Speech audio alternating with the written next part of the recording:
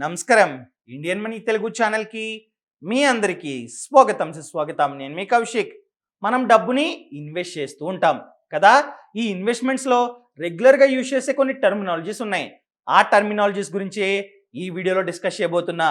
So ఈ వీడియోని last వరకు చూడండి. అంతేకాకుండా ఇంతవరకు మీరు మా ఛానల్ని సబ్స్క్రైబ్ చేసుకోకపోతే ఇప్పుడే సబ్స్క్రైబ్ చేసుకోండి. ఫస్ట్ వన్ ఏంటంటే ఆస్క్ అనగా ఏఎస్కే. ఈ టర్మినాలజీని మనం ఎప్పుడు వాడతామంటే, ఫర్ ఎగ్జాంపుల్ నేనే ఉన్నా, నా దగ్గర ఒక ల్యాండ్ ఉంది, ఆ ల్యాండ్ని నేను అమ్మాలనుకుంటున్నా. బయట రేట్ చూసుకున్నట్లయితే 15 లక్షలు. సో నేను 15 లక్షలకి అమ్మదలుచుకున్నా. మీలాంటి సెల్లర్స్ వచ్చారు, మీరేమన్నారంటే సార్ నా దగ్గర 10 లక్షలు మాత్రమే ఉన్నాయి, నేను 10 లక్షలకి అయితే ఈ ల్యాండ్ కొంటానని మీరు చెప్తారు, బేరం ఆడతారనమాట. నేను ఆ బేరానికి ఒప్పుకొని మీరు ఏదైతే లోయెస్ట్ ప్రైస్ చెప్పారో అనగా 10 లక్షలు చెప్పారు కదా, ఆ 10 లక్షలకి నేను ఒప్పుకున్నట్లయితే అలాంటి సిచ్యువేషన్ని ఆస్క్ అంటాం సింపుల్గా.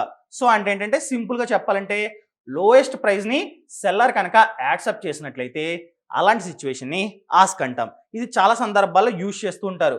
సో మీరు ఇన్కేస్ కొత్త అనుకోండి, ఆ టర్మినాలజీ మీకు అర్థం కాదు, సో అందుకని చెప్తున్నా. అండ్ సెకండ్ వన్ ఏంటంటే బ్యాలెన్స్ షీట్. ఎవరెవరైతే స్టాక్ మార్కెట్లో రెగ్యులర్గా ఇన్వెస్ట్ చేస్తూ ఉంటారో, ఎవరైతే ఫినాన్స్ స్టూడెంట్స్ ఉన్నారో వాళ్ళకి చాలా బాగా దీని గురించి అర్థమవుతుంది.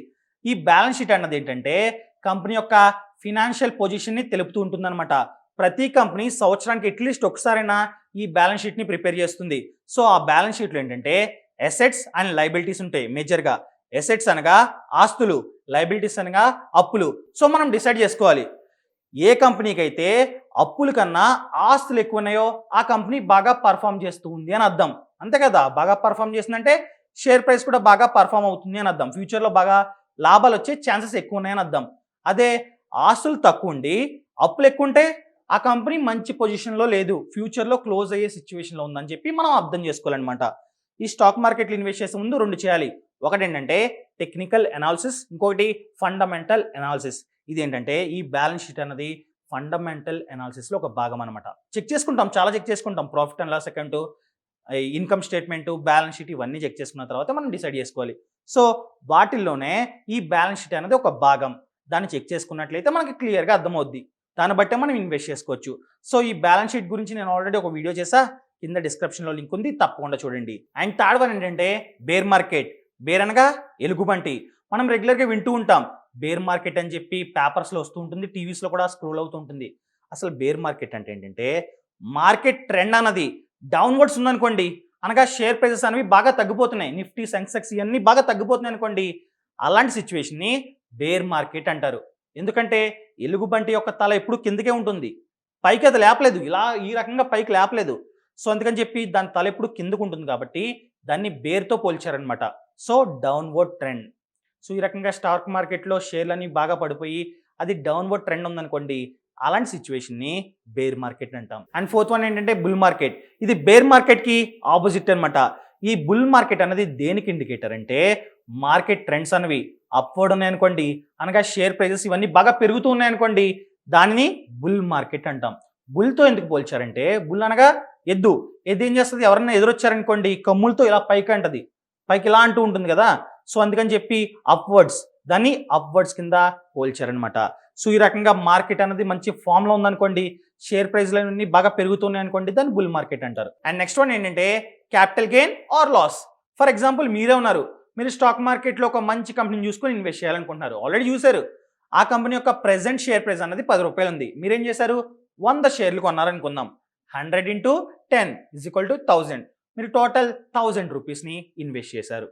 సో ఆ కంపెనీ యొక్క షేర్ ప్రైస్ ఏంటంటే కొన్ని నెలల తర్వాత బాగా పెరిగింది. 10 రూపీస్ ఉన్నది 25 రూపీస్ అయిపోయింది. అప్పుడు మీరు ఎంతైతే ఇన్వెస్ట్ చేశారో దాని వాల్యూ అనేది 2500. అమ్ముకోవాలనుకుంటున్నారు, అమ్మేసుకున్నారు. మీరు 1000 ఇన్వెస్ట్ చేస్తే 2500 అయింది, అనగా 1500 లాభం. ఈ లాభాన్నే క్యాపిటల్ గెయిన్ అంటాం. అదే లాస్ వచ్చిందనుకోండి, ఒక 500 రూపాయలు లాస్ వచ్చిందనుకోండి, ఆ లాస్ని క్యాపిటల్ లాస్ అంటాం. ఇది గమనించుకోవడం చాలా చాలా ముఖ్యం. అండ్ నెక్స్ట్ టర్మినాలజీ ఏంటంటే డివిడెండ్. ఇది ఎలా వర్క్ అవుతుందంటే ఫర్ ఎగ్జాంపుల్ XYZ అనే కంపెనీ ఉంది. ఆ కంపెనీకి ఈ సంవత్సరం 100 కోట్ల రూపాయలు లాభం వచ్చింది అనుకుందాం. ఆ కంపెనీ ఏమనుకుందంటే మన లాభంలో కాస్త అమౌంట్ని షేర్ హోల్డర్స్కి ఇద్దామని చెప్పి ఫిక్స్ అయింది. ఆ రకంగా లాభాల్లో కాస్త అమౌంట్ని షేర్ హోల్డర్స్కి ఇవ్వడాన్ని డివిడెంట్ అంటాం. ఈ డివిడెంట్ అనేది షేర్స్ రూపంలో ఉండొచ్చు, లేదా డబ్బుల రూపంలో కూడా ఉండొచ్చు. డైరెక్ట్గా షేర్ హోల్డర్స్కి డబ్బులు వెళ్ళిపోతాయి అనమాట. ఆ లాభంలో కాస్త పాటు వాళ్ళకి వెళ్తుంది కాబట్టి డబ్బు అనేది డైరెక్ట్గా వాళ్ళ యొక్క బ్యాంక్ అకౌంట్స్కి వెళ్ళొచ్చు, లేదా షేర్స్ అనేవి వాళ్ళ యొక్క డిమాట్ అకౌంట్లో యాడ్ అవ్వచ్చు. ఈ రకంగా కంపెనీ షేర్ హోల్డర్స్కి కాస్త గిఫ్ట్ రూపంలో ఇవ్వడాన్నే డివిడెంట్ అంటాం. అండ్ నెక్స్ట్ వన్ ఏంటంటే మార్కెట్ క్యాపిటలైజేషన్. మార్కెట్ క్యాపిటలైజేషన్ ఏంటంటే total number of out standing shares is equal to present share price. దీనిని మార్కెట్ క్యాపిటలైజేషన్ అంటాం. ఆల్రెడీ చాలా వీడియోస్లో చెప్పా, మీరు చూడకపోతే కింద డిస్క్రిప్షన్లో లింక్ ఉంది, తప్పకుండా చూడండి. అండ్ నెక్స్ట్ వన్ ఏంటంటే large cap, mid cap, small cap. వినే ఉంటారు, స్టాక్ మార్కెట్లో చాలా కంపెనీలు ఉంటాయి, ఇది లార్జ్ క్యాప్ కంపెనీరా, ఇది మిడ్ క్యాప్ కంపెనీరా అంటూ ఉంటారు. అంటే ఏంటంటే on basis of market capitalization ప్రకారం ఏ కంపెనీ యొక్క మార్కెట్ క్యాపిటలైజేషన్ అనేది 20,000 crores కన్నా ఎక్కువ ఉందో ఆ కంపెనీస్ ఏంటంటే లార్జ్ క్యాప్ కంపెనీస్. 20,000 కోట్లకు మార్కెట్ క్యాపిటలైజేషన్ అంటే చాలా పెద్ద కంపెనీ అని అర్థం. సో అవన్నీ లార్జ్ క్యాప్ కంపెనీస్ అనమాట. మరియు ఏ కంపెనీ యొక్క మార్కెట్ క్యాపిటలైజేషన్ అనేది 5,000 కోట్ల నుండి 20,000 కోట్ల మిడిల్లో ఉందో ఆ కంపెనీని ఏంటంటే మిడ్ క్యాప్ కంపెనీ అంటాం. మరియు ఏ కంపెనీ యొక్క మార్కెట్ క్యాపిటలైజేషన్ అనేది 5,000 కోట్ల కన్నా తక్కువ ఉందో ఆ కంపెనీని స్మాల్ క్యాప్ కంపెనీ అంటాం. దీన్ని బట్టే ఆ కంపెనీ అనేది లార్జ్ క్యాపా, మిడ్ క్యాపా, స్మాల్ క్యాపా అన్నది డిసైడ్ చేస్తూ ఉంటారు. ఒక్క మాటలో చెప్పాలంటే ఒక కంపెనీకి టోటల్ అవుట్ స్టాండింగ్ షేర్స్ అనేవి 5 లక్షలు ఉన్నాయి. ఇప్పటి వరకు ఆ కంపెనీ అనేది 5 లక్షల షేర్స్ని ఇష్యూ చేసింది. ప్రెసెంట్ షేర్ ప్రైస్ వచ్చేసి 50 రూపాయలు అనుకుందాం. క్యాల్కులేట్ చేయండి, 5 లక్షలు ఇంటూ 50 ఎంత? 2.5 crores అనేది ఆ కంపెనీ యొక్క మార్కెట్ క్యాపిటలైజేషన్. 2.5 crores ఉందనుకోండి, 5,000 crores కన్నా తక్కువే ఉంది. సో ఆటోమేటిక్గా అది స్మాల్ క్యాప్ కంపెనీ అనమాట. ఈ రకంగా క్యాల్కులేట్ చేస్తారు. అండ్ నెక్స్ట్ టర్మినాలజీ ఏంటంటే డైవర్సిఫికేషన్. మనం వింటూనే ఉంటాం.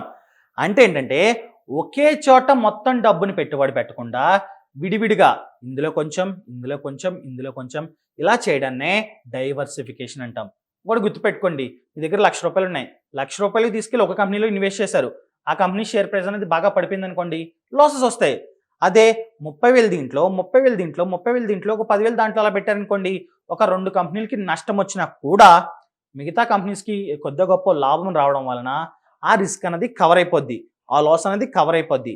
ఇలా చేయడాన్నే డైవర్సిఫికేషన్ అంటాం. ఓన్లీ స్టాక్ మార్కెట్లోనే కాదు, ఎక్కడైనా సరే 1,00,000 రూపాయలు ఉంటే వేరియస్ ఇన్వెస్ట్మెంట్ స్కీమ్స్లో కావచ్చు, రియల్ ఎస్టేట్లో కావచ్చు, గోల్డ్లో కావచ్చు, ఇలా కొద్దిగా పెట్టడాన్నే డైవర్సిఫికేషన్ అంటాం.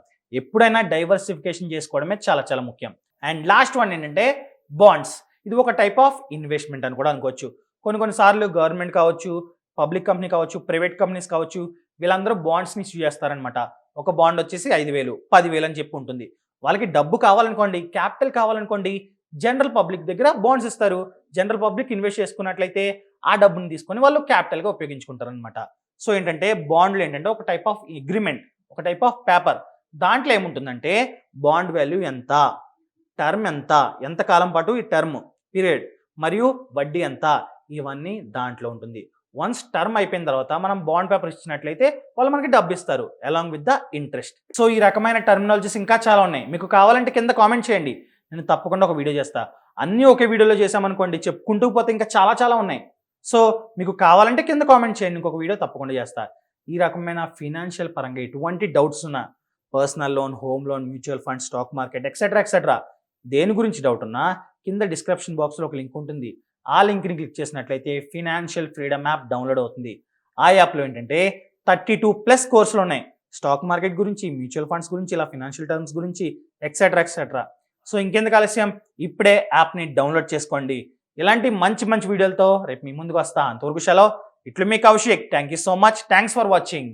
Mutual funds investments are subjected to market risk. Please read the offer document carefully before investing. ఈ స్టేట్మెంట్ మిమ్మల్ని భయపెడుతూ ఉందా? మ్యూచువల్ ఫండ్స్ కు మీరు దూరంగా ఉంటున్నారా? ఎందుకంటే ఈ స్టేట్మెంట్ వలన అయితే భయపడడం మానేయండి. నా దగ్గర పరిష్కారం ఉంది. నేను ఒక కోర్స్ ని డెవలప్ చేశాను మ్యూచువల్ ఫండ్స్ గురించి. ఫినాన్షియల్ ఫ్రీడమ్ యాప్ లో మేము మీకు బోధిస్తాము A to Z investing in mutual funds గురించి. మీరు పూర్తిగా నేర్చుకుంటారు మ్యూచువల్ ఫండ్స్ ఇన్వెస్ట్మెంట్ సీక్రెట్స్ గురించి ఈ కోర్సులో. మీరు ఈ కోర్సును చూసిన తర్వాత మీరు నాతో చెప్పగలరు మ్యూచువల్ ఫండ్ లో ఇన్వెస్ట్మెంట్ చేయడం ఇంట్లో వంట చేయడం కన్నా సులభమైనదని. కాబట్టి ఫైనాన్షియల్ ఫ్రీడమ్ యాప్ ను డౌన్లోడ్ చేసుకోండి. ఇప్పుడే మ్యూచువల్ ఫండ్స్ లో ఎక్స్పర్ట్ అవ్వండి.